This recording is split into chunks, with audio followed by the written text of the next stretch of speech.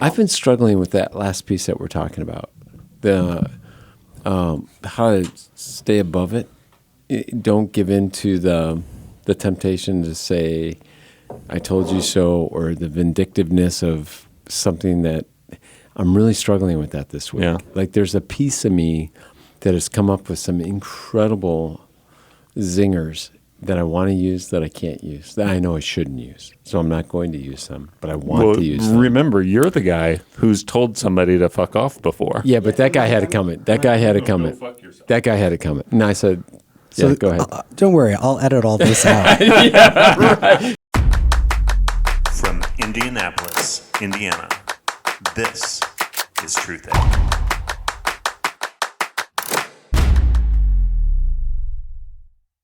Hi, my name is Kevin Dolan, and I'm coming to you live from Tubby's Drive-In. Shit, you're Listen doing better to than Mr. Gats. Movie Phone over here. Yeah, megaphone. Yeah. I'm Mr. Movie Phone? Yes. Megaphone. Why don't you just tell me what you were trying to talk to? There you go. That's good stuff. Enunciation. So before we get started, KD, you're not in Florida. I'm not in Florida. That's interesting. When are you heading back down? I am going back down on a week from today, actually, Are you really? just for the weekend. So Kevin, Kevin has two daughters. His youngest daughter used to ride with us every How old are your Tuesday and daughters? Thursday. My youngest would be 20... 22. 22. She'll be Okay. 20. She'll be 23 this fall. Adults. Yeah. And the older one is 28 now. Yeah. Katie used to ride with us when she was in high school, and then she went to UND and rode and did triathlon, and he'll brag about her in a little bit. But I'm sharing this with you because one night, Kevin decided that he was going to buy a condo down in Florida after a night of drinking. And I only find out about this on a bike ride because Katie rides up alongside me and says, "You're not going to believe what my dad did." I'm like, "What'd your dad do?" Bought a condo. I'm like, "No, he didn't." Are we allowed to swear on this? Oh, thing? Yes, yeah. please. Yeah. It's recommended. Yeah, oh, yeah. And I looked at her, I'm like, and we're riding. Now, keep in mind, we're going about 20, 22 miles an hour. And I'm like, now I'm really interested. I'm like, what do you mean he bought a condo? Oh, my mom's pissed. He just called a realtor and said, we're going to Florida. We're buying a condo. I'm like, there's no way that can be true. I call him up. Yeah, I did. Well, part of the story ahead. was this, because, and as Michael might have said before, I own a bar. So, Which bar do you own? Behringer's. It's the city's oldest bar, which there's some argument between us In- and Slippy in Noodle, but South yes, side. Indianapolis. South side, Okay. just It's- near South side. Why do I not I'm know Meridian. Behringer's? I'm a Southsider. It's That's really hard good. not to know it if I you're a know. South Sider. I'm Well, a it's very- more You know- downtown. You know where it's not too far from the farmer's market, which is where his house is. I've probably been there and didn't know it was called It says Behringer's. Beer Lunch, which is an old famous neon sign. So if you drive down, there you go. So everyone knows it Yeah, for I've been Beer there. Lunch, but it's actually Behringer's. And can you be associated with that business? Oh, yeah. Absolutely. 100%. Drop Absolutely. the address whenever you feel like it. Yeah. It's 2535 South Meridian, so it's still part of Center Township, so it's technically still downtown. But anyways, we were at the bar, and of course, doing what all good bar owners do is I was helping keep the business afloat, and by drinking some alcohol, and proceeded to drink most of the night, and got home. And when I do get home at that hour after I've been drinking to that type of degree, I usually Quantities. choose to sleep on the couch. Well, I think you snore. That's what I'm And I thinking. do snore too. Yeah. You choose to agree to sleep on the Yes, couch. so it's a work that it works out for the both of us, and about I think it was probably about 7:00 in the morning. I hear from upstairs. Did you buy a fucking condo last night? And this is after a night of drinking at Behringer's. yes, and I said, yeah, maybe. There was no maybe. I had to scroll back on my text just to confirm. So I did confirm that I did buy the condo at about, it was probably about 1:00 in the morning, I believe. God, and that's what I heard. sight unseen. So Yeah. we bought it, and I told her, well, you can go down there if you don't like it. We could probably figure out a way to get out of it. But best drunk buy ever. Did Yeah. you even Amen. know what state it was in? I did. I knew exactly where it was. Okay, so you knew You mean roughly geography the location. Yeah, or geography. condition? Yeah. Siesta Texas. Key. Yeah, Siesta Like, Key. oh So shit, I found ended out up with something in fucking Atlanta. No. Florida, No. Nebraska. No, that's right. Yeah, Brazil, so- Indiana. Yeah, right. I thought it was thanks. warmer. No. Yeah. It How is many nice years now? this time of year. 3? Four. We bought that kind of at the beginning of COVID. So almost 5. Yeah, it's been about Yeah. 5. Yep. And you go down there at least once every 6 weeks. Is that right? About once every month. I go Okay. down there for about 10, 12 days, and I love it. fantastic. So it's great. Well, COVID happened. You kind of figure out, well, you can work from anywhere with what I do. So I switched, have my operations manager keeps all my virtual clients are all scheduled when I'm in Florida, and then my We can't say her face-to-face name, clients can are we? here. Yeah, I think so. I don't These think are she different cares. types of clients? or just like, oh, this guy's a face guy. He's a face guy. Oh, I can't Some- wait to hear the answer to No, this. some clients like to be face to face, and some clients right. don't care. Yeah. Some So- clients just want to talk to Mel. They really don't want to talk to Yeah, Kev. that's true. They're like, That's true. Kevin's in Florida. Just give me Mel. She'll get the shit taken care We're a of. face-to-face kind of podcast, so That's okay. Yeah, we're glad you're here in person. Yeah. If you were actually in Florida, the podcast would be worse. We've already tried to do Probably. remote. I was in recordings. Vegas when we tried it. Oh, it was the worst show we It ever was did. not It great. really does require us to rely on talent. It does. Yeah. It wasn't great. It was just the three of us.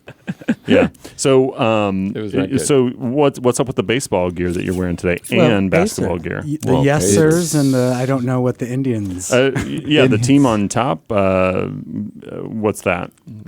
Pacers. Yeah, never heard of them. Oh, for God. And this is that racing? yeah, this is. Yeah, what sport is this? You never heard? Yeah. Do you still have your season tickets? We have 10 Yeah. 10 ticket pass. So back in the day, Kevin and I and two other friends, we split the season. And we did Mm-hmm. that for 2 or 3 years, which was awesome. But now I'm kicking myself in the ass that we didn't continue to do that. Can because I now buy we're half bam. of just one ticket? No. Just half of it. No. Yeah, So I, you just, don't I have really them want to anymore. be there for 20 minutes. I honestly, I just want a 22-ounce beer for You $25. can just go sit outside Yeah. this field house and have a great time. Yeah, that's true. Lots of fun. So the Pacers are tonight, but we're going to a Indians game. Me and actually friends of Michael too. Well, Brian's been here. Gats. Oh, okay. So Yeah, Gats, Brian's me and been there. Gats and his wife and my wife were going to. We got they have kind of those box seatings, kind of second level, Yeah. so table seating. So we're going there for the game. Okay, cool. So you're going to the baseball game today, Going to the baseball game. and Instead then you're of the going to the Pacer- Pacers game. We're not right? going to go to the Pacer game. Oh, but I had to okay. wear a Pacer hat, and it's a Pacer hat with the Purdue logo Hey, on it. if So ever- it's like if I got ever all my there were. teams supported. So And I have, and just to be clear, you know how you said you couldn't talk about something? You can't talk about that Purdue Pete crap either. what are you talking about? Exactly. Never heard of it. Uh-huh. That's exactly right. That's the right answer. Got Thank that you very one. much. Yeah. Well, you can talk about that for sure. Oh my God! For the True fan. for the listener, He's he's, a showing some chump on his shoulder. It looks like with a big P on his chest. looks like I think it's a Gene Katie. Purdue something. I don't It's know. Gene Katie. Of which you've met Several times. several. Yep. Right. Good Yeah. guy. Great guy. Living legend. Gene Katie. Living legend. How old is he now, Kev? 80 He is something? he is 88, and there was he was at the bar. Almost as old as Michael. Is that right? He Is that right? is almost not Almost, quite. yeah. He was almost at the bar, or he was at the bar, and he's been at the bar several times. So and my father, who recently passed away, one of the last cool memories I had with him was him and Gene and me talking. And my dad was saying that he was surprised that Gene was older than him. So Oh, Gene shit. was 6 months older Yeah. than my father. My wow. father, they were both 88 at the time. Actually, I think Gene. Actually, I'm sorry. Gene just turned 89. How did you get Recently. him to the bar? Friend. Okay. He's good friends with a friend I know, someone All right. I know. Yeah, So got it. I was just making sure. Do you hang? So how often do you hang out at your bar that you own? Well, quite a bit. I how long mean, well, back up. Do you run the place or do you have a manager? well, running? I used to run it a lot more, or help run it a lot more than I did. But Yeah. I'm pretty hands off, and one of the other partners, one of the other owners, does more of the Yeah. day to day operation. My job entails, like I said before, sitting on the other side more so. That's right. That's He, right. he Test your secret and openly shopping the place. Yeah, well said. Though we were slammed the other night, and I did help wash dishes and did bust some tables. Are you for still him. serving that? What's that shit called from South Dakota? Oh, Milwaukee? Oh, Chislick. You got It's to a- explain it's a- what a I'm mystery Chislick of interested. beer, I think. I Yeah. love bar stuff. Chislick. Yeah, Yeah, yeah. it's Explain kind Chislick. of like South Dakota, where I grew up, and me and several of the owners grew up in South Dakota, they have a thing. It's kind of like steak bites, and it's kind of like here we have our pork tenderloin. Mm-hmm. In South Dakota, they have chislic, and it's usually fried steak, or it could be venison, or it could be buffalo, and it's usually marinated and fried. Also known as mystery meat to some. It could be whatever. Whatever they found. Yeah, you never know. Right. Ours You is never just beef. Find So of you the say. day. Pretty straightforward. So It is. you say. It is. It's Yeah. it's a pretty big seller. How too, do you surprisingly. spell beef? C-A, right.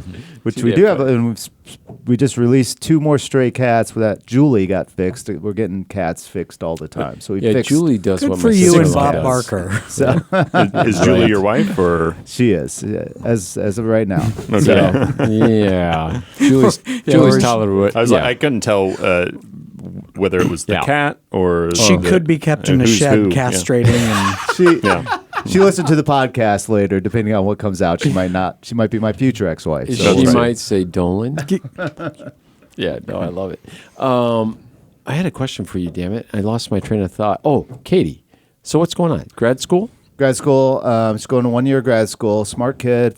She had a full ride undergrad. She's got the grad school paid for 1 year, and then the plan would be to medical school the following next year. So very And proud of she's her. Hell interning yeah. this summer?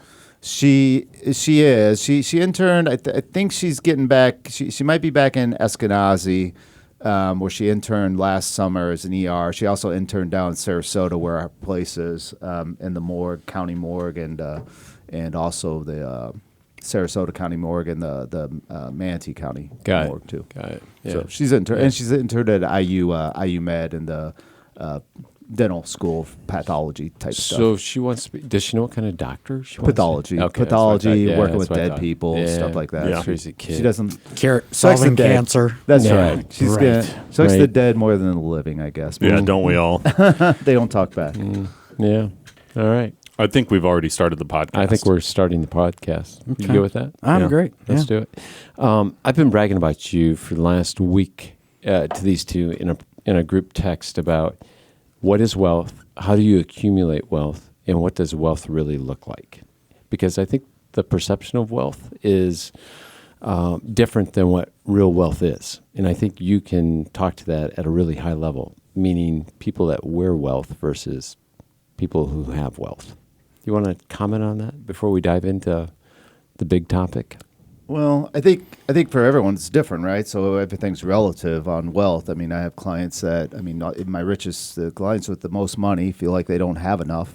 I tried to tell these two that. And the clients that have, maybe less money, they feel like they're fine or they're set. So it's definitely a relative thing. I mean, when we define retirement, I define retirement when that point in time when retirement becomes affordable and work becomes optional.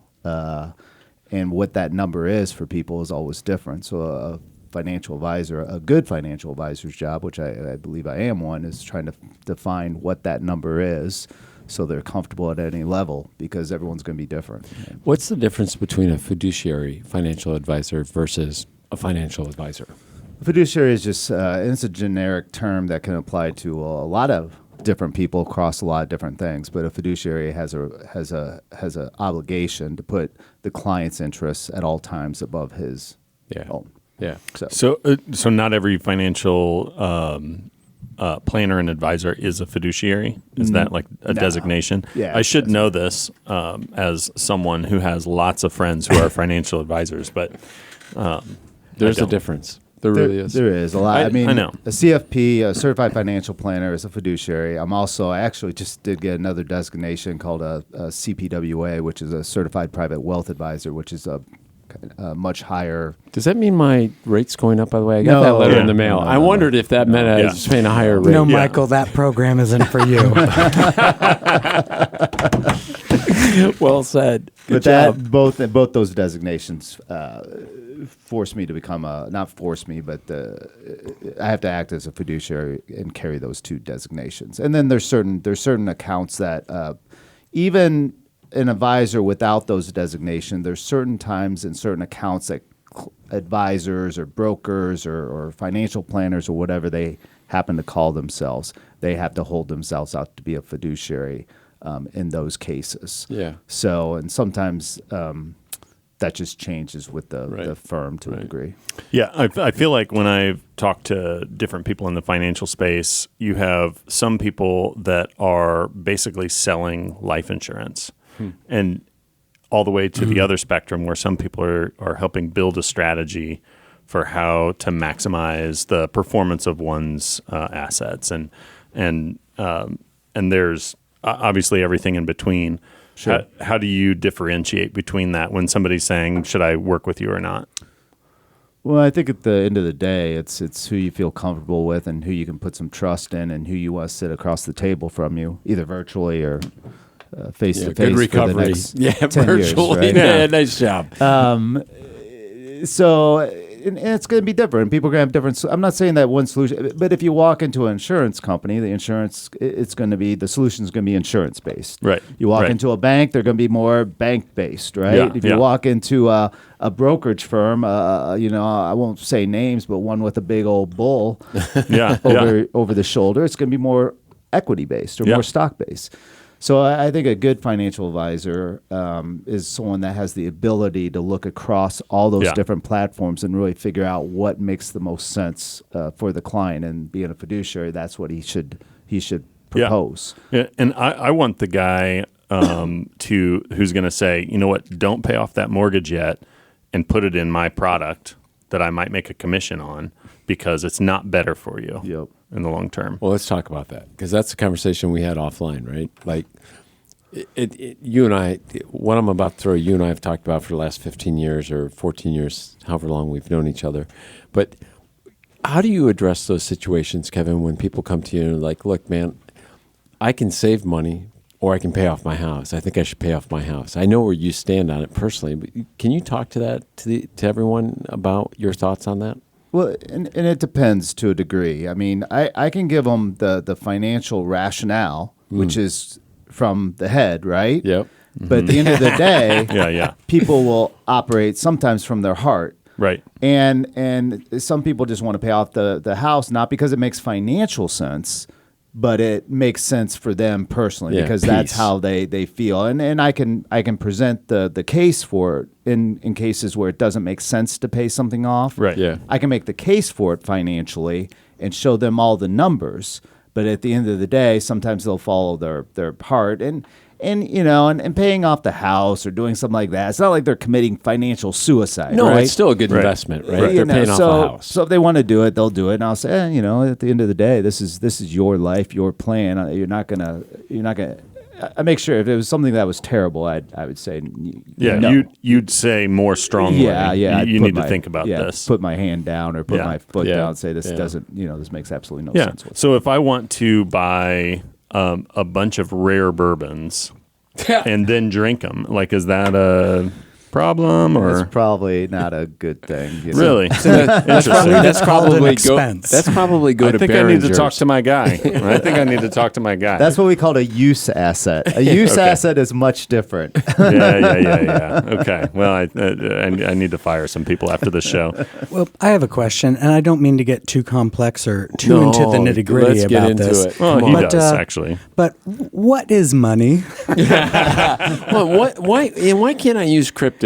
Well, you can. Money's just a means to help facilitate trade. Before there was money, the people used all kinds of things. Salt. Barter system, salt. I mean, you read back the tulip Yeah. craze back in Holland. I mean, that was a form of currency. Just like, Beanie Babies could be used as a form of currency back during the Beanie Baby craze. You can convert that to cash or convert that to dollars, which some correlations could be even drawn to Bitcoin. Oh, you don't say. Way to button it. But that's. I bug him all the time about crypto, and he always gives me the same answer, and he's always right. But I always bring it up because I feel like I'm missing out, like I'm going to miss out, and I don't want to miss out. That's how they get you. I know, and he's like, "Dude, you can't do anything with it. What's wrong with you? You can't go buy a car with it."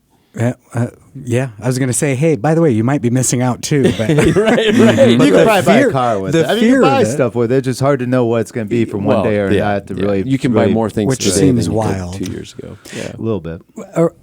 Following that question up of what it is it you think people get wrong about how they imagine their relation with what money is or their relationship with money. Because you gave a great example about, well, I really want to pay off my house so I feel more secure, even though this is one of the worst uses of money based on other debts or what it may be. What do people get wrong that results in just not bringing more of that into their life? Well, I mean, for some people, believe it or not, some people money's not the end-all be-all of everything, right? There's a lot of other things to it. Money is it's a very emotional issue. I mean, you when people pass away, it's always very enlightening, and I'm no longer amazed at how people react when people pass away, and it comes to money and how they handle. It's gross, isn't it? It's pretty. A lot of times the it's pretty distribution bad. of the distribution Well, among it's just siblings or it's just family how people members. act. I mean, I always laugh. I say, if there's 3 kids, one kid will spend it as fast as he get it. One kid will try to save it for like 3 to 4 or 5 years, and the other kid will save it. And they were all raised by the same family. It just kind of seems that's the way people are. I've had lottery winners, and just to watch them how they handle money, as much as you can try to educate and teach and help. It's hard, and you hope that I'm going to be a few percentage points off on this, but about 95% of parents believe that kids learn everything they need to know about money. And the reality is that kids in school, and the reality is kids in turn say that 85% of everything they learned about money was from their parents. So there's a huge disconnect of where this is coming from, and the challenge of hopefully a financial advisor is also to help them teach their children how to be smart about money, because like Michael he knows too, a business is created by the first generation. The second generation tries to grow it. The third generation destroys it. And most wealth does not last past 3 generations. Yeah. Most of it's gone, and that's just because of poor education. Kids tend to be most receptive, believe it or not, as far as learning about money between the ages of 7 and 15, which sounds crazy. No, it makes complete sense. That's when I was taught. Well, and that's when they're forming that identity relationship around it. Yeah. And if you get messages that, well, people with money are bad and they shouldn't have it, or Yeah. people without money or somehow deserve more, or whatever it may be, those are the formative years, because money's so complex. They need that adolescence. My father's father never went to high school. He was a dropout. I think maybe 7th grade was the year I remember. But hugely successful as an entrepreneur. Owned a motel, had apartment buildings, owned a restaurant, all at the same time. And he was a savant with numbers. He carried that old ledger and he never used a calculator. Just ran it right down and put it in, and Carry the one. it was amazing. I mean, he so freaking fast. And the only reason I know this is because when he would go down to Florida for the winter, my dad and his 3 brothers would have to go manage the books and pay all the bills, and everything was organized and files and all this good stuff. And that's when I learned how to manage a checkbook. I learned what a ledger looked like, what expenses were, what assets were. And then my parents would teach us, because my father owned a restaurant at that time, how to manage money in terms of paying the bills, the invoices. So I knew what an invoice was. I knew how to write a check. I knew how to balance a checkbook. But none of my friends knew how to do that. Yeah. And I thought it was, honest to God, I thought it was corny as all hell growing up that I was being taught this, or I was being around it. And I didn't realize how beneficial it was until I got out of, by the time I got out of high school, it was like, it's pretty important. You just don't know. How it taught you to think about it. Yeah. It is something to be paid attention to, not just collected. Yeah. There was always one line that was more important than the other. Right? Sure. Yeah. I'm not sure that I learned much about money from my parents, other than just like general observing of what they did. Yeah. And one of the things that my dad did is he managed the books for this coffee shop that we lived in and ran. Oh, wow. And then he also managed it was like a volunteer, mission organization. And then he managed the checkbook, and he used a spreadsheet back when, like a digital spreadsheet, back when computers were just like an emerging tool that not a lot of people used. And so I certainly learned that by just kind of seeing over his shoulder. Knew nothing about the format. Just the fact that he did that was something I picked up. But I'm not sure. When did you learn how to manage the checkbook? Do you know? Do you remember? No, I don't recall anybody ever teaching me, but I've always balanced my checkbook to the penny. Yeah. And that was something that a lot of people my age didn't do. They would just sort of like, before you had all the resources on the internet for your managing your bank account, they would just sort of like be shocked that they were overdrawn. And I certainly did that a couple times. But when I would get back to the paper, I would always balance it to the penny, and I would hunt out that hidden transaction. I'm like, I don't know why the fuck this is off. Yeah. And I would spend hours trying to make sure that I had it exactly correct. knew that about you before you said a word. Well, and I think some things, I find a difference between, there's some things that are learned, like you learned how to handle money, but there's also some things that are taught. You might never been taught it. You can still learn stuff, right? Yeah, you're so right. it's just because your parents don't teach you or whatever. And I owned I also owned a chain of comic book stores around the city. Hell yeah. So Thank you. Downtown comic. I'm a dork with a bar, it's a pretty dangerous combination. Yeah. As long as you don't dress up like Batman behind the bar. You might be my hero. Do you go in there and read a lot of comic books, keep them busy? No, I mean, I just own the place. I don't do much, but I do have my own comic book collection. The bookstores. When I ran it more directly, there was 5 of them. There's 3 currently in a warehouse store. But what I was getting at is as I started selling in flea markets in 7th and 8th grade comic books, and then that translated to I had my own store in downtown Sioux Falls. And had employees when I was probably 16, 17, and 18. And then when I went to college, I just kind of boxed it up. That's to college. wild. But I did run a store, and I worked at the comic book store. Well, I went to school, worked at the comic book store after school, and then I worked at a theater at night around the corner to kind of help pay for all that growth. So you owned a comic book store at 16, 17, or you? Okay. Yep. Cannonball Comics, downtown Sioux Falls. I think I have a business card at home somewhere. That's amazing. Did you start it from scratch? Yeah. I started selling at flea markets.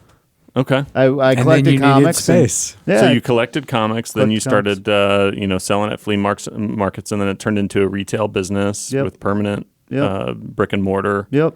That's wild. Second floor of an office building. It probably wasn't the best, storefront. No, that's where the best record stores were. I had a sign out front, and I had customers. And did you consider yourself entrepreneurial, or was it sort of like an accidental entrepreneur where you were just like, I'm just trying to find ways to read more comic books and get the cooler, hard to find copies? No, definitely entrepreneurial. I mean, there's an article in my senior book my senior yearbook they took about me, and because I was kind of a class clown, and I go, I figure I can't probably work for anyone else, so I probably should figure out how to do. Yeah, have you ever worked for anybody else besides your virtual clients? Well, I mean, I probably had hundreds of jobs. I mean, I worked a lot of road construction, a lot of house construction, a lot of manufacturing to get me through college and do everything. But that was to do other things. There's one. It's my favorite story. Which one? Penny stock. Whiffs of walls. Well, hang on. Is this like boiler room level? This is real. Okay. Can you talk about it? Sure. I mean, I fresh out of school, I didn't really know what I was going to do. I graduated from Purdue, and I was interviewing for jobs. I was either going to go out and be ski, because I hadn't found a job, so I was going to be ski patrol. We had ski patrol jobs lined up out in Colorado. I forgot about that. Me and a couple some buddies of mine at one of the another, not my fraternity, but another fraternity. Me and Michael were SAEs. These are pikes I was going to go out there with, and at the last minute, I did get an offer from a penny broker firm, which was a brokerage firm that was owned and controlled by a guy named Robert Brennan, and he was the guy that was, it wasn't Wolf of Wall Street, though he was one of the reasons that they enacted the 1997 penny stock rules. Okay. He was, Robert Brennan owned, he had Hibbert Brown, F.M. Wolf, Chatfield Dean, some other firm. He owned a bunch, and you didn't really know what you're doing. You're 18 or you're 20. I was in a room with 20, bunch of 22, 23-year-olds. Testosterone There to was the about moon. 100 of us. We had one woman, one female broker, and there were 100 guys. Yeah, 100 guys. And we were all basically the same age. The oldest guy in there was the branch manager, and he was like 30.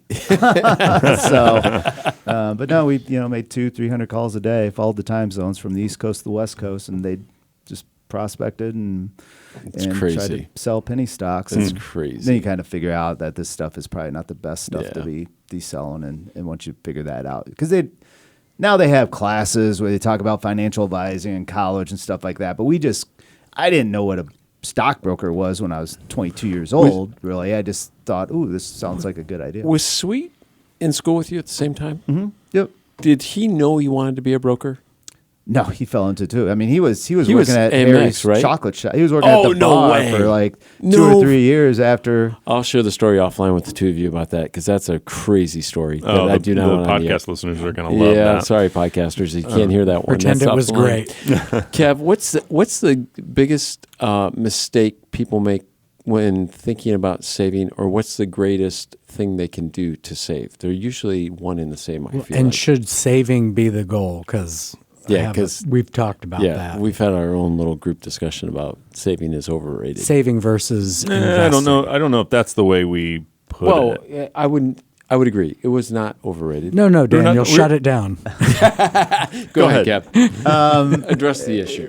I mean, saving or investing, it's however you want to look at it. I mean, business owners are sometimes different because they, me and Michael have had this argument yeah. about, whether some business owners just buy themselves a job, right? And that Yep. doesn't make a lot of sense. And you have to kind of convince them that. But a lot of times business owners will work so heavily on the business that the business will be, I know we're not visual, but up here, whereas their personal side is far below. And Also they don't that. realize that the reason they went in business, and I've not found the altruistic business owner Doesn't yet that's exist. saying I'm just doing it just to give back to the world, right? They Yeah. did it to become They personally say that when they're successful. going out. Yeah, they did become personally successful, and I make the argument that you're doing this to become personally successful. You need to get the money out of the business, get over your personal side, because the old adage is you don't store your milk in the cow.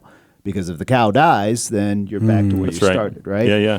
So business owners are a little bit different. As far as most other people, the important thing is investing or saving. I mean, putting money away because you want that money to grow, right? So then you have to be smart about where you're putting it. So it's you don't want to chase good money after bad, but the market has been the best creator of wealth known to mankind. I mean, capitalism is the best creator of wealth. I mean, that's what's brought, America and most other countries out of poverty. Yeah. Like it or hate it, democracy and capitalism works well, more freely and capitalistic and democracy. And, well, you can make an argument about whether we're a democracy or not, but I don't think this is a political show we've tonight. Well, We've maybe, been there. maybe it is. We've been I don't there. know. It is if you make I it don't- one. I know, I know. No, you're in safe space. And You're in to safe whatever space. argument you may have, my favorite response to all of that is, if you think that's bad, wait till you hear the alternatives. Yeah, right.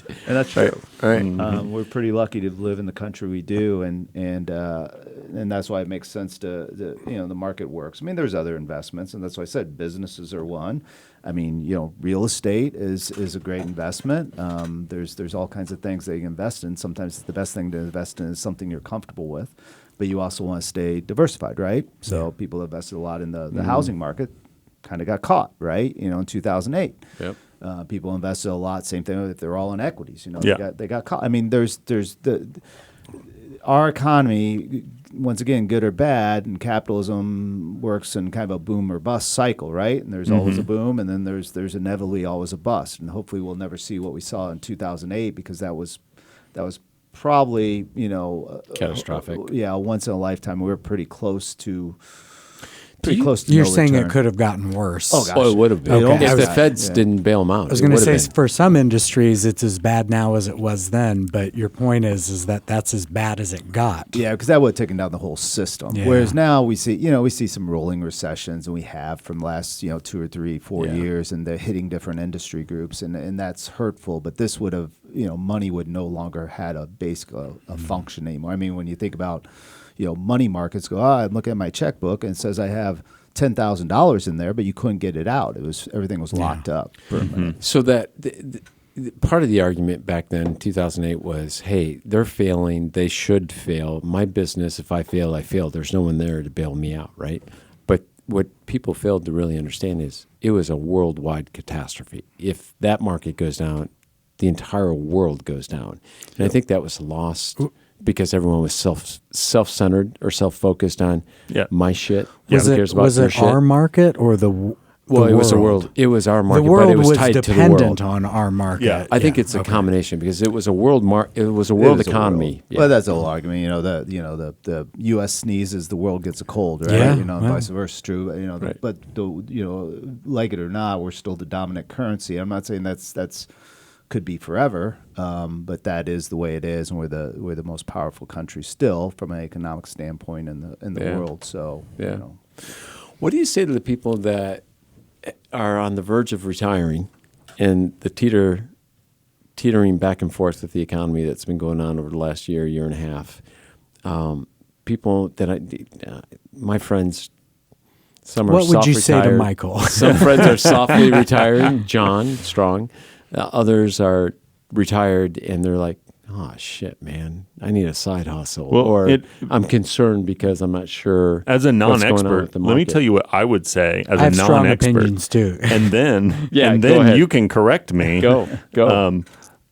I would think that if somebody, retirement obviously can look differently for different people, but if somebody wants to retire right now, they don't need to withdraw everything right now. Of course. They just take out what they need for this year, Right. that they're no longer earning an income in the old Right, way, right, the by spending their time working.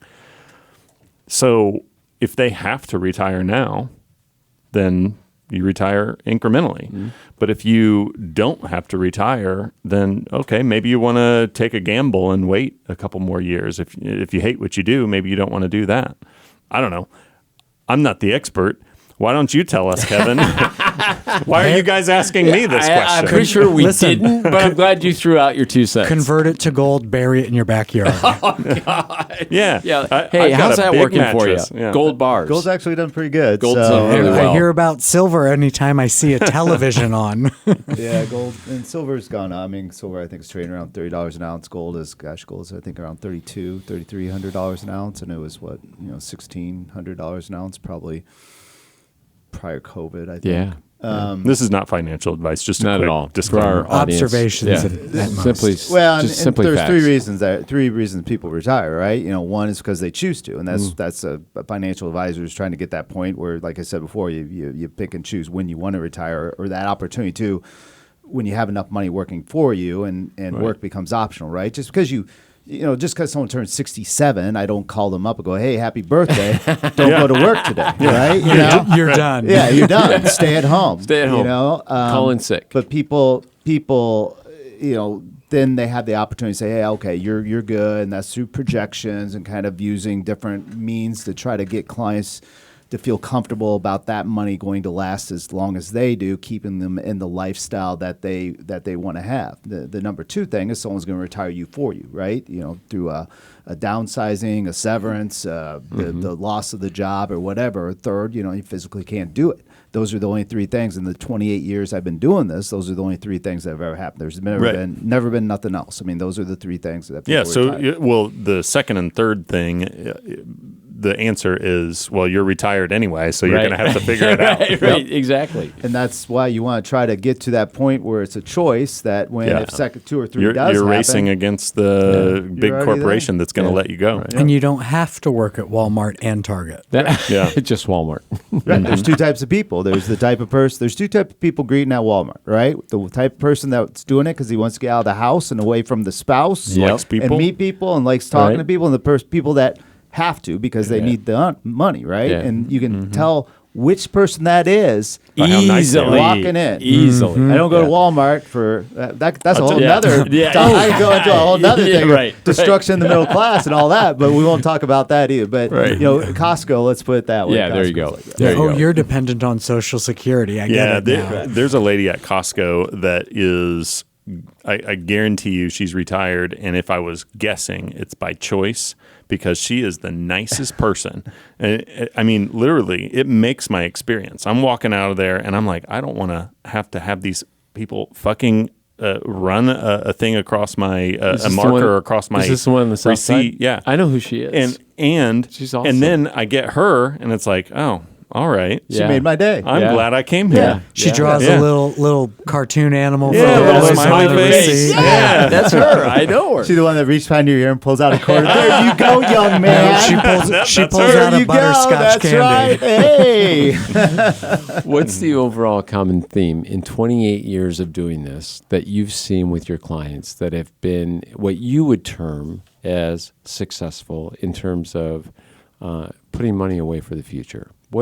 Is there an overwhelming theme, or is there not an overwhelming theme? Systematically putting away money on a consistent basis is Yeah. the greatest creator of wealth, and Yeah. that's what Buffett says. And that's Compound that's- interest, yeah, right? He's a smart guy, right? You Yeah, know? I think so. Sounds pretty easy. But he's Yeah, giving the- all of his money away, though, Yeah, you right? should just do that. Just give all your money away. I wish I'd have thought of it. Yeah, there So you go. to follow up my why is money question, where is money? So one of the things At the bar. that we were really wanting to talk about, Kevin, is so I grew up in you might call it destitute, you might call it embarrassing, but basically we had nothing. CPA was involved. Child Protective Service, CPS, CPS. Yeah, thank you. That, Why do you have a CPA involved with no Yeah, money? I I'm know, like, right? Well, we wanted to be clear how bad it was. yeah, that was just the CPS. one time. That was just the one time. Yeah. And it was terrible. So, so basically, one of the things that I've,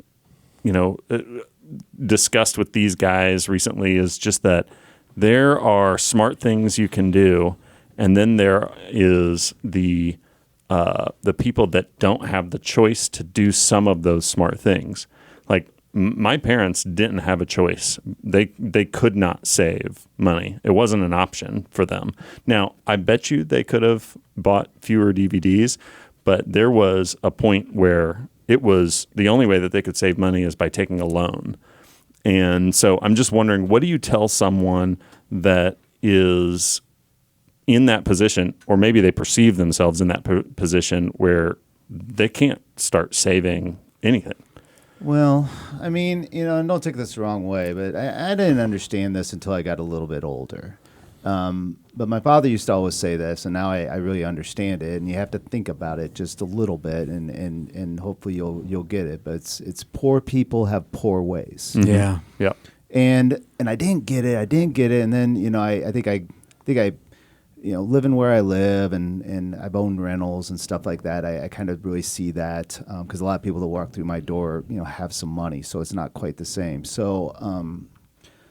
But anyone has the ability, and that's the neat thing about the United States. Anyone has the ability. We don't have a caste system. We have the ability to do things. Times physical things might limit people. Yeah. But they're really not limited outside of if as long as they are physically sound to be able to do better. And it's just about making better choices. Yeah. I mean, Don't get married and have kids. That's That's probably the most important choice you can make if you're poor. Well, and I think a lot of people, even people with money, they feel, hey, we haven't taken a vacation. We're entitled. They have the Entitled, entitlement. Say, yeah. we need to take a vacation. I go, well, you can take a vacation, but you taking a vacation means this. Or Kevin, it's even people with more money. It's like, why don't we make whatever $250,000 a year? Why don't we have any money? I go, well, your one kid goes to Brebeuf, your other kid goes to Chittard. You're driving a Lexus, she's driving a Mercedes, and you're living at a $500,000 house in Yeah. Carmel. I'm living paycheck to paycheck. Yeah, and That's right. and to your point, I think that I agree with the statement: poor people have poor ways, and I see that sometimes even at higher income individuals. Yeah, they just It's happen the to way- have more yeah. coming in. They just lucked out. They just lucked out and are able to do more, but they Yeah. still live. I mean, some of the worst clients, and I'll probably get burned for this, but attorneys and doctors are terrible. Oh my gosh. Because I think they get used to having so much debt and trying to keep up with the appearances that they never save. And I always laugh because you ever wonder why you have a 70, 75-year-old attorney and 70, 75-year-old. They have to keep working, baby. Yeah. I'm not saying everyone, and I have some. And, the majority, for my attorney and doctor clients out there, if they happen to listen to this, there you go. They're doing a great job, and they listen. Your clients are the exception. There's a reason why, because I pound them. You're very selective. I get on them, and that they if they didn't listen to me, they wouldn't be clients. The analogy can be driven, or I suppose it could be aligned with professional athletes. They're very much in the same situation, right? So they've worked their ass off to get to where they are. They feel entitled. They've got these game day checks that come in.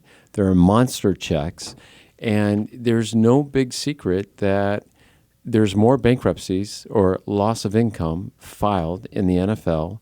Then it's the NBA, and then it's the Major League Baseball. MLB has the longest lifespan of an athlete, therefore they tend to last longer. They make more money.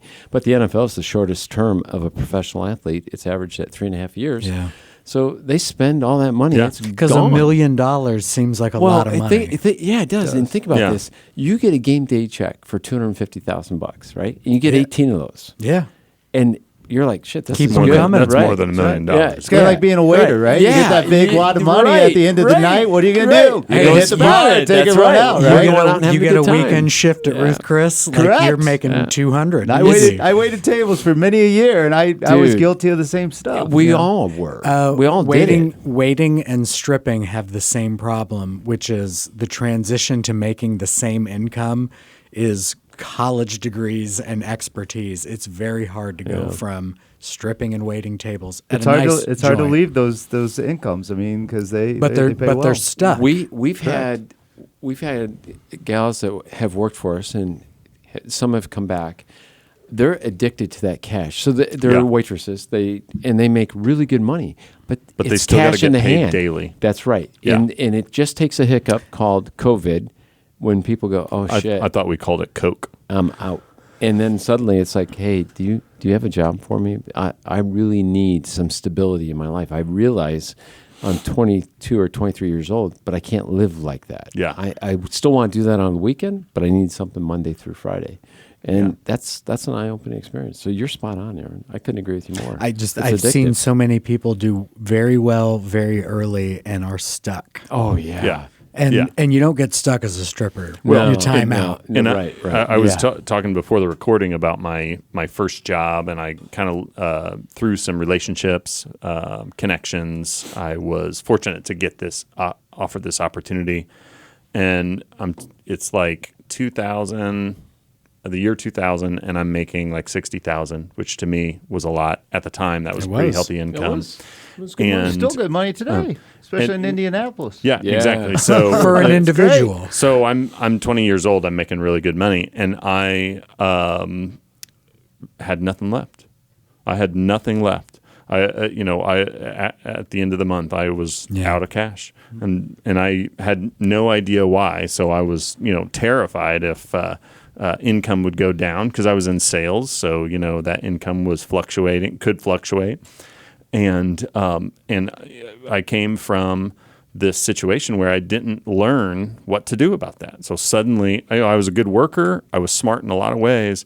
But the one thing that I had no clue about is what do you do when you have money? I had no clue. The problem is, that's the thing, the problem is, like you said, you learn things, but you learn from your environment, right? Mm-hmm. And you never got taught. I mean, I live in the same house I bought 26 years ago. I paid $90,000 for it. Could I live in Michael knows I can live I drive a 2013 BMW that I bought 5 years old. It's got a new engine in it, though. It does. The engine blew up. That'll happen. It had with to. those. And those are just choices. Right. Because could I have moved to Carmel and lived in Carmel? Sure. I mean, could I buy a brand new car? Sure. And people wonder, well, how can you afford a place down in Florida? I go, well, I've made these other choices to afford me the ability to have a place, and that was my decision. Yeah.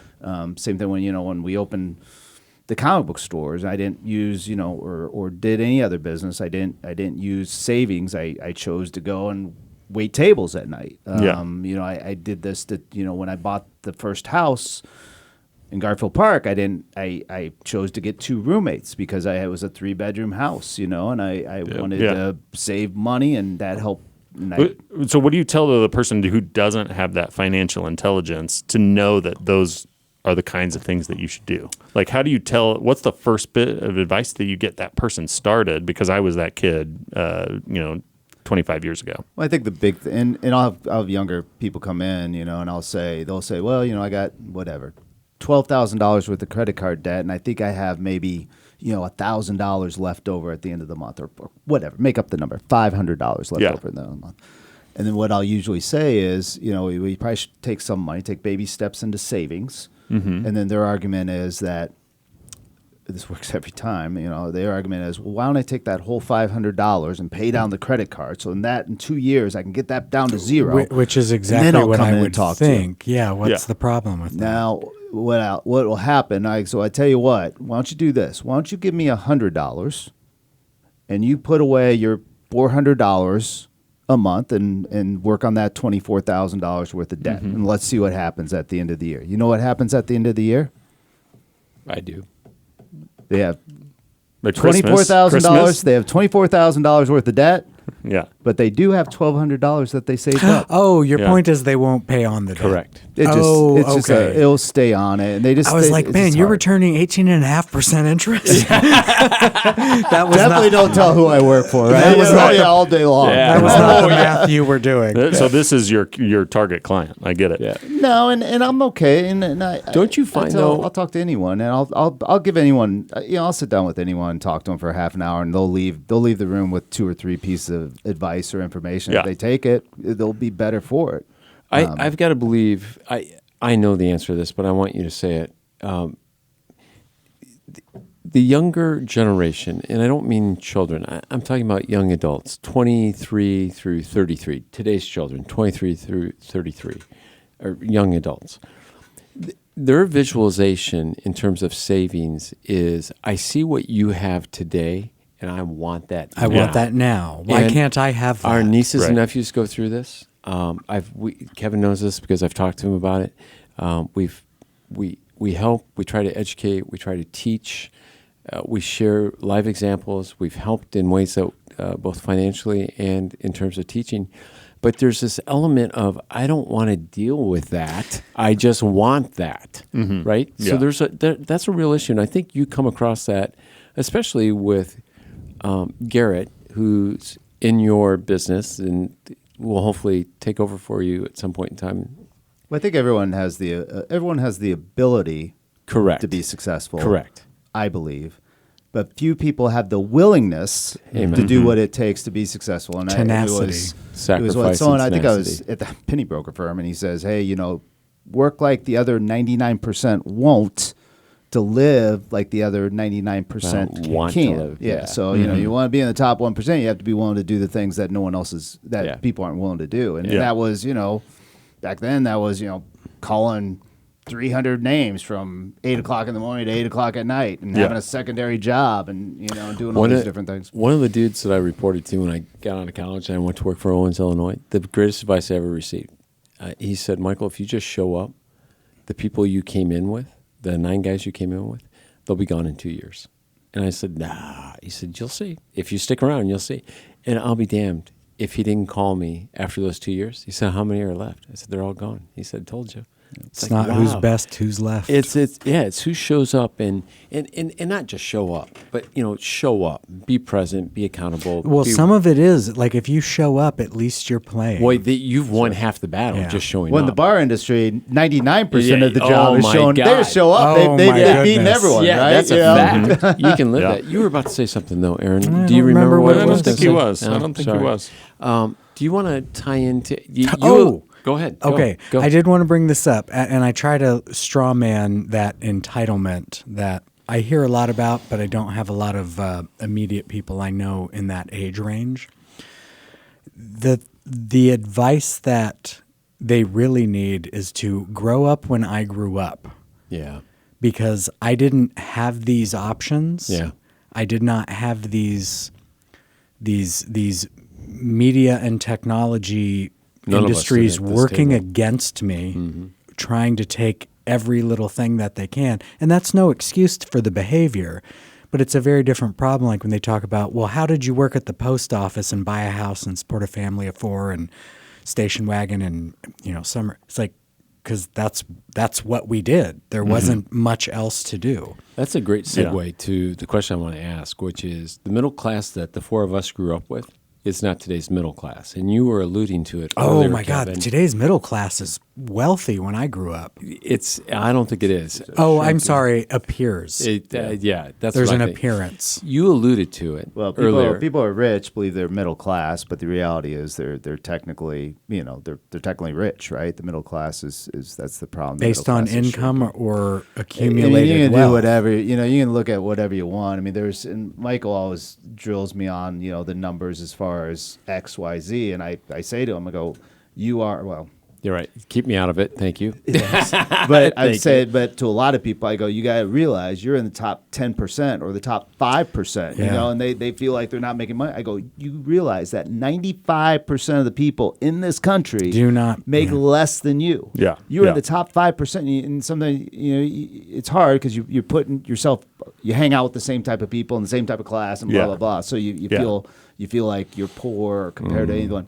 But I also say, be careful. And like that thing I mentioned before about these people that make the good money and send they're driving these nice cars and everything, send the kids to private school. They just don't have any money, right? Because they're spending it all. And be careful what appears to be true to you often isn't when it comes to Agreed. that. Can you, because you brought it up, and I want to come back to the middle class because I want to get to where you want to go with this, Daniel, in a quick second. But talk about the numbers for a quick second. What is 5% today, and what is the 1% today? I know those numbers because you and I talk about it all the time. Top 1% net worth it's probably about 15 million. Yeah. Probably about 12 to 15 million. Okay. If you can look at it, but that'd be I the would top thought it'd be 1%. lower. Not that that's a small number, but just Yeah, top 2%. It drops. It'll go down pretty quick. The top 2% is probably you're probably at about 7 million. And once you're above 7 million net worth, you're in the top 2%. Top 1% as far as household income, I don't know if it's household or it's individual income, is about 800,000. So oh wow. so you can look at both things. So to be in the top 1-2%, you're looking at about, from an income standpoint, Yeah. about 800,000. From a Accumulated net net worth, worth. probably around $10-12 million. Yeah. When I was looking up today and was very interested in the response that the middle class in terms of household income is between 70 and 220. And I'm like, those are dramatically different lifestyles. But to your point, based on your spending, they can be just as anemic. Yeah, I mean, top 10% is like $120,000 household income. You're in the top 10% of the country. Think about Really? that. And then relate it to Wait, the world. say that again. Yeah, say go that ahead. one more time. You're like 120,000 joint income. You're probably in the top 10%. Okay. And where's That's that? bonkers. That's wild. Wait, it gets Household better. income. Wait, it gets No, better. I understand, but Yeah, I'm so still that's, saying that, that. not just that one guy. could be two Yeah, that could incomes be is You what you're said telling me. individual income. I'm like, well, that still seems like low. Household but- income. Household. Now, So wait, a couple it gets- guys, like say making 60,000. Go, we got two people making 60,000. They're 120,000. They're 90% are doing well. Yeah, so yeah, to yeah. your point, the middle class and poor is very different. Oh yeah. Hold on one quick second, Daniel. I Please. know you want to get there. I'm sorry. Relate that to the world. Do you know those numbers? We're top I think it gets 1% just by boring. being No, here, but, right? but it's fascinating when you 50% think about of the it. world doesn't even have running water. So Thank you. you Right. have running water. You're in the Right. top 50% right Yeah. there. So pretty much everyone in the United States, with the exception of a few guys in the Appalachian Mountains, probably. But Yeah, with the outliers aside, the vast majority of us are in the U.S. is in the what percentage of global wealth? Oh my God. Top 5%? You got to remove Saudi Arabia because that's a tricky wicket over there. But it gets when there's a human net worth calculator that you can go online. It's really easy. Yeah. Just type in what you make. Good It'll words. say Human net worth it'll Tells you say, where you are. Yeah, it'll say where you are as far as net worth or income too. It's world wealth. Yeah, it's like It's I like make worldwealth.org or you something go, like I make that. 500,000. Yeah. You put it in there. It's like you are in the top in the world. You're like in the top 0.00005. It's like Yeah. crazy, right? Kevin's business model, guys, we were talking earlier before the podcast started about things that you can do to really separate yourself from your competitors or lasting impressions that you want to make with your clients. Kevin does a really fun thing for those that are type A driven. You get this notice every year. Congratulations, you've now saved X and you now are this person in the world or in the country. Oh, like IQ tests. And you're like, hey, if there were 1,000 and people you're in like- this room. And if you're a type A person, you're like, shit, that's good, but I want to get more, right? So it creates this, I want to save more. I want to do more. All right, enough of that. I want to get to Daniel's big question, which is the middle class isn't, I don't think it is, the middle class is not, today's middle class is not what I grew up with. It's completely different. There may be more money involved, but there's less savings. There's less of everything what I grew up with. And I think Daniel's got a really good question. You want to throw it out, or do you want me to throw it out? I don't remember this question, but I do have a question. Go ahead. And what? So I think that most people at all income levels are not financially literate. And the reason why I would say that is because something Aaron said just a second ago. He was talking about, that's just what we did. I think that most people, they grow up in a family, in a community that does certain things. They say, hey, after high school, you go to college. After college, you get a job. And so because that's just what everybody does, they just do that next thing. And maybe they learn some things about money or maybe they don't. And I mean beyond just the surface level of, income in, maybe some savings, buy some things, whatever. But like understanding, the mechanisms of wealth. And so, one of the things that I'm sort of biased towards is that we can talk about the makeup and mechanics of wealth, but we cannot, in reality, remove that human nature factor and the circumstances factor that also are one of the factors in how somebody can perform in their life. The story I told maybe in the past on this podcast, but we were talking about it right before you walked in, is I had this nice job. I knew that I lived in a society where if I went to college, I'd be a little better off. So I applied for college. I was homeschooled, dropped out of that homeschooling. And basically, I just stopped doing schooling at one point when I had to go get a job. How did you drop out? Was it at your house you were homeschooled? I was homeschooled, At yeah. the house? They say, And I just I'm out, Dad. I'm out. I'm out. So I'm out. I just I'm moving to the garage. that's exactly right. After his teacher molested him. Oh no, Aaron. that didn't happen. It went dark really fast, but that's truth ache for you. So I just stopped doing school and started working at a job full time. Worked really hard, and then I started applying to colleges. And the admissions guy at the college says, "We need to see your transcripts. We can't admit you until we review your transcripts and kind of understand where to place you and all that stuff." And I was like, "What's a transcript?" I didn't even know what it was. So because of the situation I was in, not only did I not make good decisions, I didn't even know what a good decision was. I had no clue, and I didn't have the resources to kind of prop me up. And I think that I was lucky because I'm tall, I have straight teeth, like I have a lot of things going for me. I had the luck Modest of that job. and- Very modest. Modesty is really a big one. Modest, really great Notice we attitude. don't say anything. Yeah, people like me.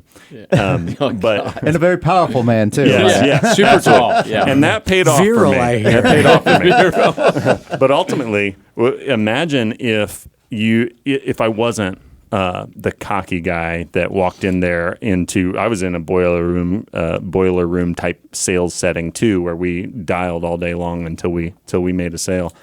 And if you weren't in that situation, then if you didn't have some of those circumstances that kind of gave you those headwinds or gave you the wind in your sails to kind of push you along, there were people in my neighborhood that, they were lucky not to have, an ankle bracelet because they were trying to feed the family. Doesn't that sort of reflect in a non-judgmental way the poor people have poor ways? But I get why they do. I think you're right. I think you're right. But what I'm trying to say is, you can't just tell anyone, just stop being poor. Oh yeah, no, you can't change people. No. People are poor in their head, but you can't just say, "Hey, stop." Maybe stop doing that. Maybe stop thinking that way, because there are some ways that they are crippled by their circumstances and even mentally crippled because some studies show that people have a little bit more. They're limited in their ability to think long term because they're in survival mode. So they're operating in the amygdala, the more reactive part of their brain. So is your question, how do we help those individuals? I don't know. I just wanted to soapbox for a minute. How do we change people with cherished beliefs who don't want to change behavior? Well, it's the whole nature nurture. I mean, Trading Places, right? Eddie Murphy, right? Eddie Murphy. It was one of the greatest shows ever. And like I said, when I said that statement, I mean, it's hard because you just look at it. I mean, you shake your head. I mean, everything's relative, right? You shake your head and go, I can't believe this guy is doing it this way. I mean, you watch like these things on Facebook and saying, who fought in the American Civil War, and they're like Bulgaria and no idea.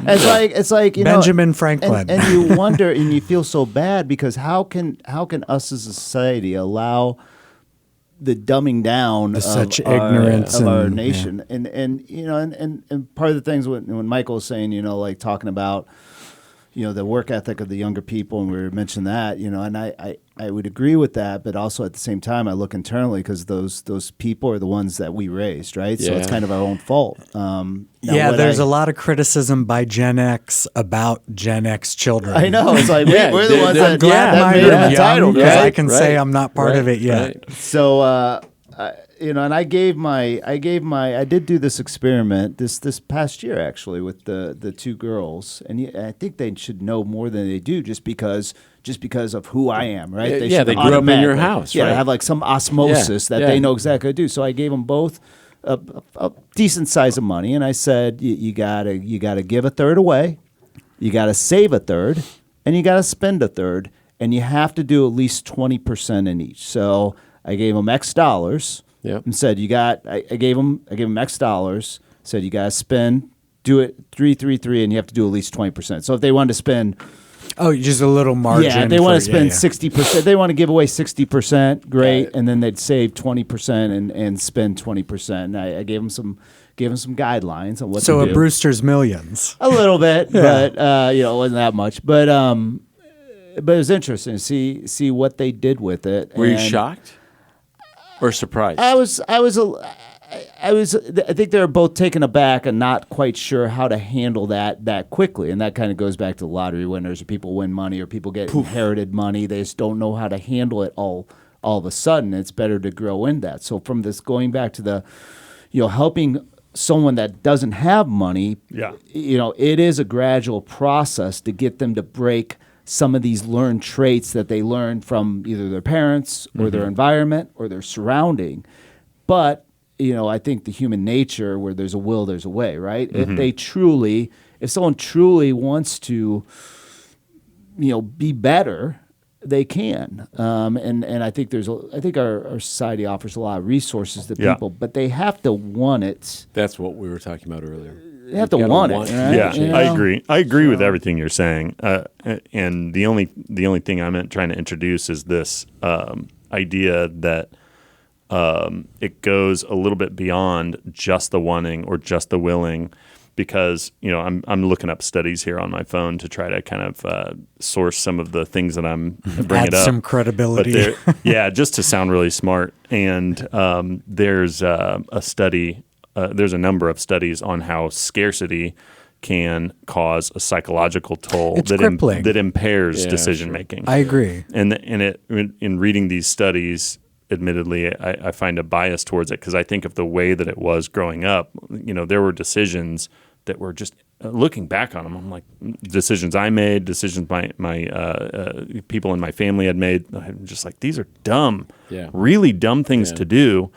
But in that scarcity situation, it's like you'd sell your soul, you'd sell your birthright for a bowl of beans if you Agreed. feel like you're going to die. The old story from the Old Testament in the Bible, the First Testament. They're both pretty old.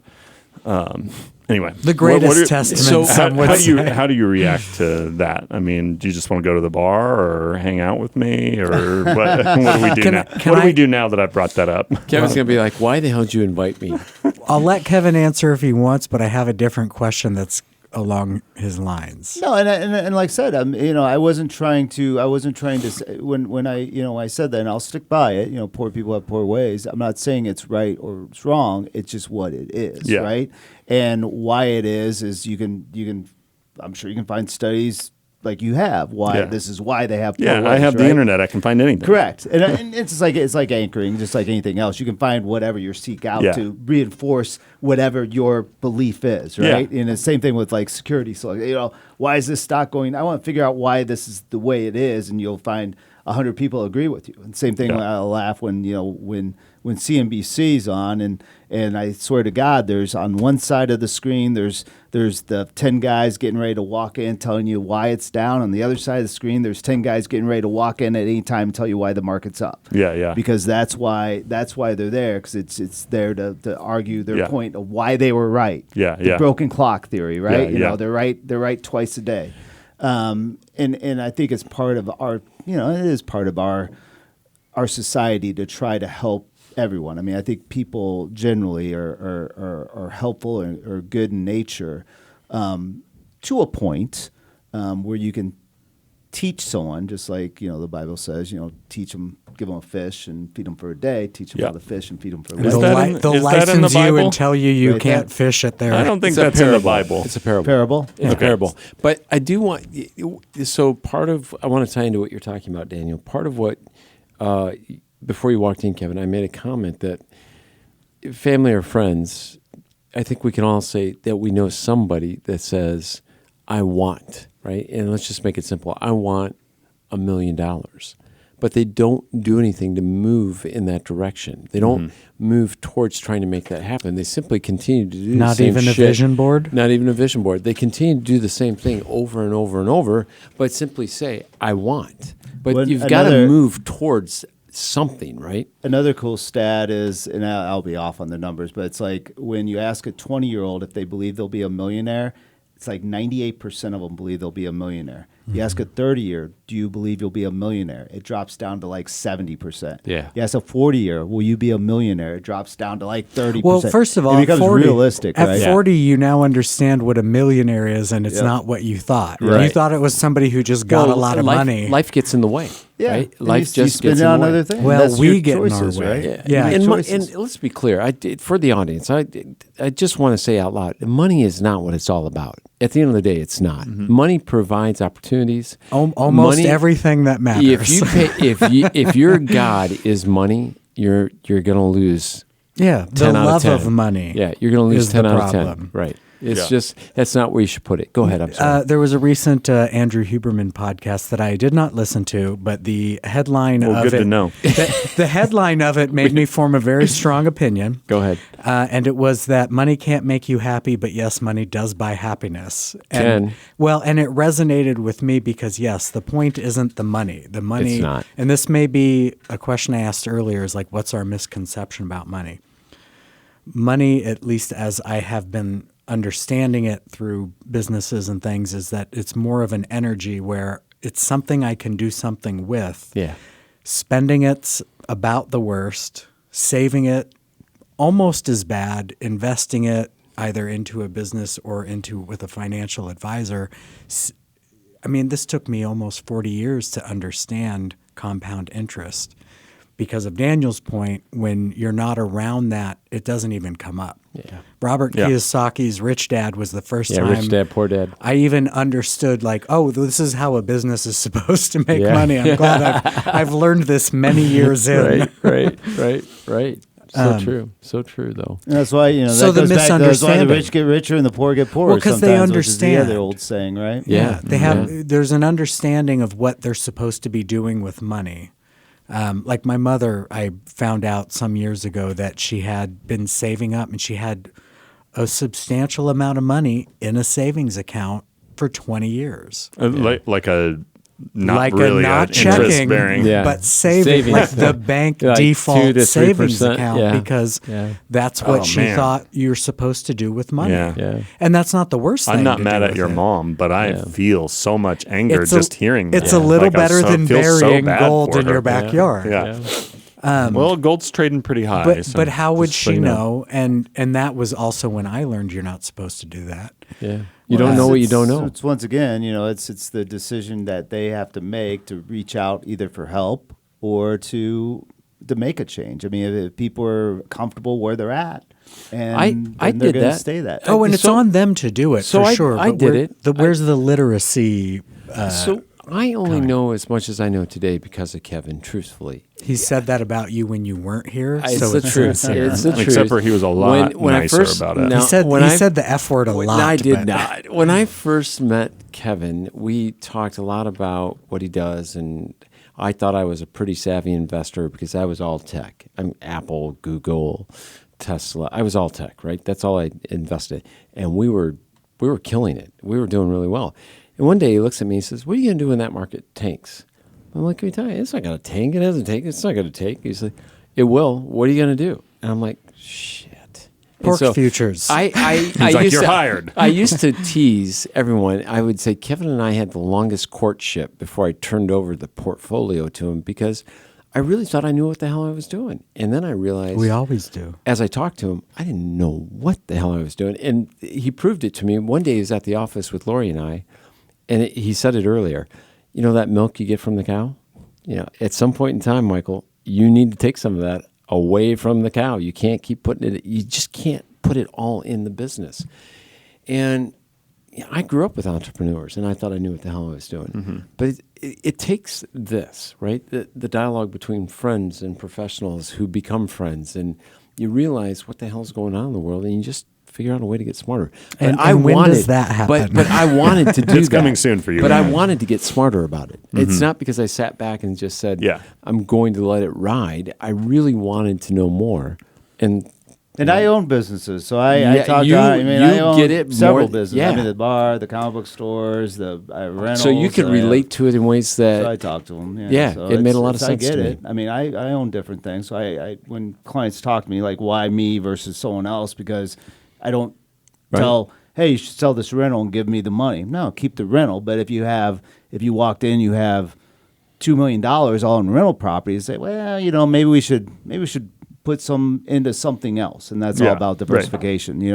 My job isn't to make you hit home runs, but I want to make sure you don't strike out. And my job is to make sure I you like hit that. doubles. It's not lost on me that you're also wearing a baseball shirt. yeah, you're a cool Excuse dude. the baseball. But I know, the other part And- that I'm going to brag about is that you're more than a financial advisor, right?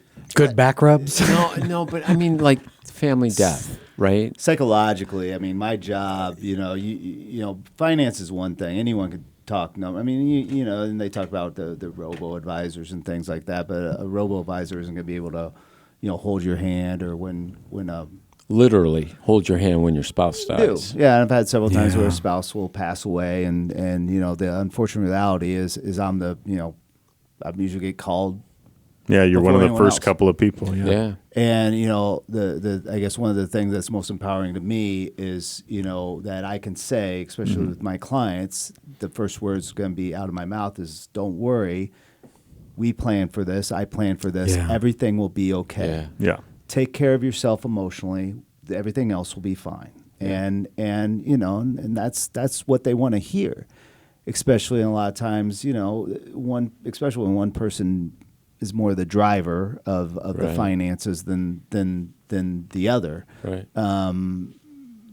That it's a scary moment because, like I said, money's very emotional, especially with people that have some money, right? I mean, if you don't have any money, then it's like, well, it's where am I going to come up for the funeral costs, and that's about it, right? But then there's a lot of other things that come into play with people that It's have emotional something. and financial, which is a hard place to be. Yeah, It's like, it really They is. don't know what's going to happen. But that's where you're going to end up if you don't start making good decisions. It's when somebody wants to retire and is struggling physically and Yeah. and they didn't save anything and they Yeah. thought Social Security was going to take care of it. And Yeah, then, yeah, right. and they're like, "What do you mean $850 a month? I've worked 50 years what do you of mean my life." $850 a month? It's going away. It's gone. Yeah. And it's like another decision. It's like I tell someone dies. Don't do anything permanent. Don't buy a new house. Don't move. Don't do just chill out. Take care of your family. Take care of yourself. And that kind of goes with divorces and part of there's Kleenex sitting on my desk for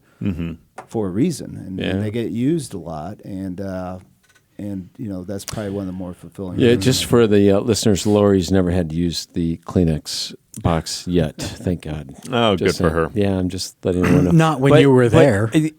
For all the business entrepreneurs or all the entrepreneurs, period, that will listen to this or may listen to this, the strategy has to be surround yourself with good team players. Your financial advisor, your accountant, your insurance agent, any of those professional services.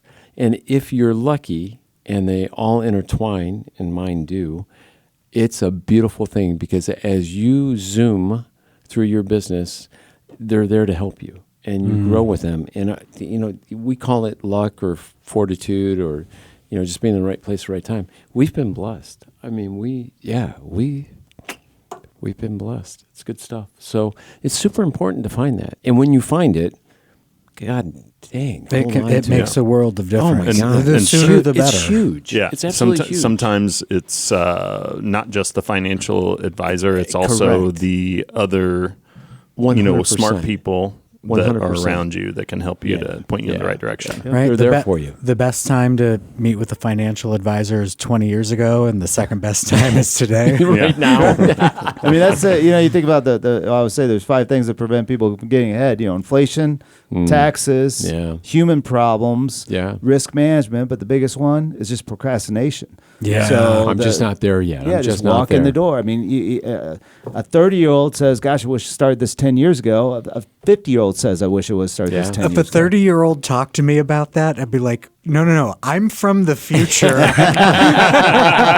You need to understand. Today is an amazing day to start doing this. I remember when I had to transfer my first 401k from a corporation to another company. So my first job, I left, and you can roll I that. haven't You can roll that bothered over. to do that yet. So I did that, and I remember the third time I did it, I was third or fourth time with the job change.